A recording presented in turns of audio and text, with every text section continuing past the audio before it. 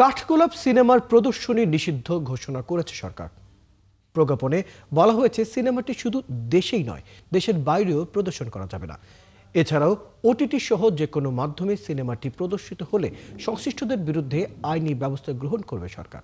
আরও জানাচ্ছেন হুমায়রা সিদ্দিকা।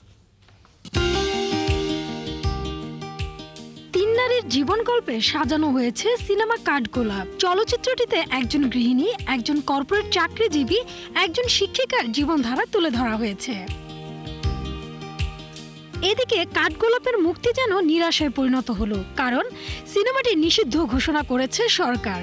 সম্প্রতি এক প্রজ্ঞাপনে তথ্য ও সম্প্রচার মন্ত্রণালয় জানিয়েছে, সিনেমাটি সার্টিফিকেশন বিহীন বিবেচিত হওয়ায় এই সিদ্ধান্ত নেওয়া হয়েছে।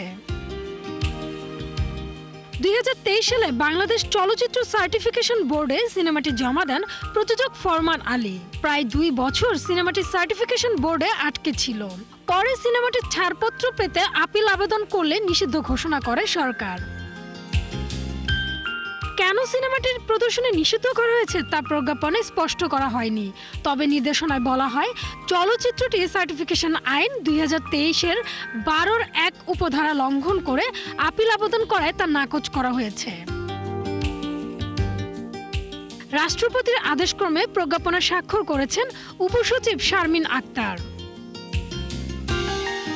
সাজ্জাদ খানের পরিচালনায় সিনেমার কাহিনী ও চিত্রনাট্য লিখেছেন অপূর্ণ রুবেল।